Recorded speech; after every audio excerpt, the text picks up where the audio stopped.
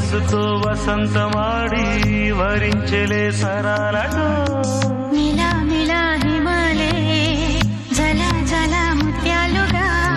తళ తళ గళన తటిల్లత హారాలుగా చేతులు తాకిన కొండలకి చలనం వచ్చనులే ముందుకు సాగిన ముచ్చటలో మూవను పలికెనులే ఒక స్వర్గం తల వంచి ఇలా చేరే క్షణాలలో అందాలలో అహో మహోదయం భూలోకమే